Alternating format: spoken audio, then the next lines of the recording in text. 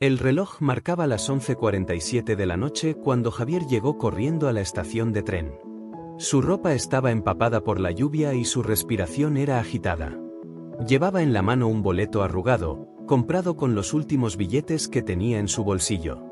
Este tren significaba su única oportunidad de escapar. Javier había pasado los últimos 5 años atrapado en una ciudad que lo había consumido. Sus sueños de convertirse en escritor se habían estrellado contra la realidad de los turnos interminables en una tienda de conveniencia y las deudas acumuladas. Pero ahora tenía un plan.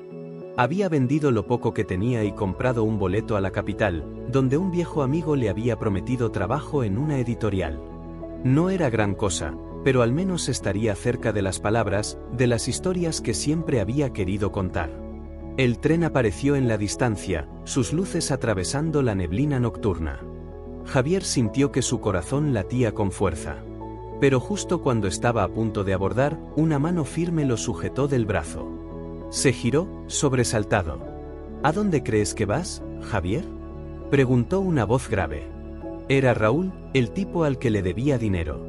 Y no era alguien a quien uno quisiera deberle. El tren se detuvo con un chirrido. Las puertas se abrieron. Javier miró a Raúl, luego al tren. Sabía que tenía solo una oportunidad para escapar. Javier tragó saliva. Su mente iba a toda velocidad, pero sus piernas estaban paralizadas. Raúl apretó su brazo con más fuerza y lo arrastró unos pasos lejos de la plataforma. «Me debes 5.000, Javier. Y me prometiste que pagarías. ¿O ya te olvidaste?».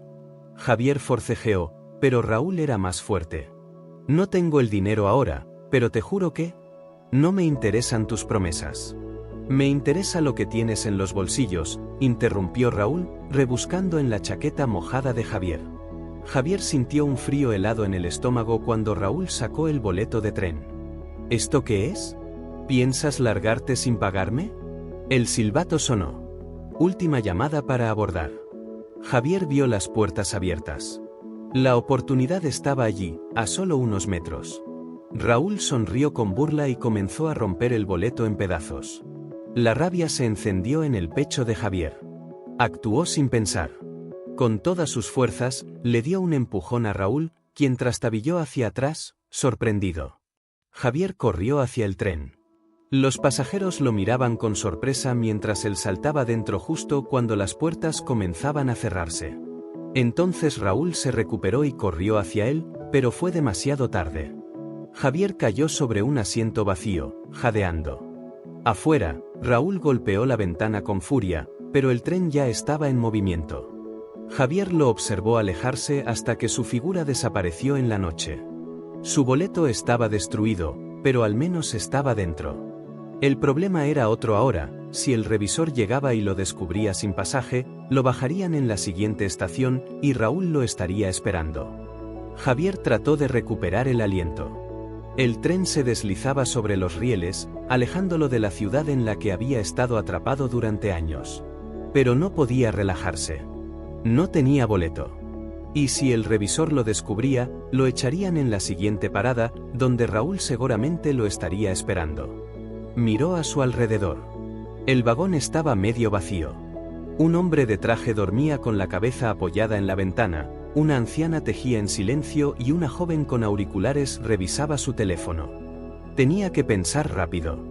Vio un asiento vacío cerca de los baños y se deslizó hacia allí, escondiéndose lo mejor que pudo entre las sombras del vagón. Tal vez si se quedaba quieto, nadie notaría su presencia. Unos minutos después, escuchó pasos acercándose. Era el revisor. «Boleto, por favor», decía con voz monótona, avanzando fila por fila. El corazón de Javier martillaba en su pecho. No tenía salida.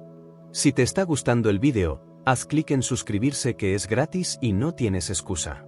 Cuando el revisor llegó a su fila, Javier sintió un escalofrío. «Señor, su boleto». Antes de que pudiera responder, sintió una mano en su hombro. «Aquí está su boleto. Está conmigo». Javier giró la cabeza, sorprendido.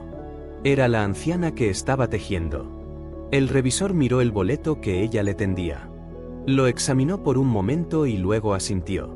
«Todo en orden. Buen viaje».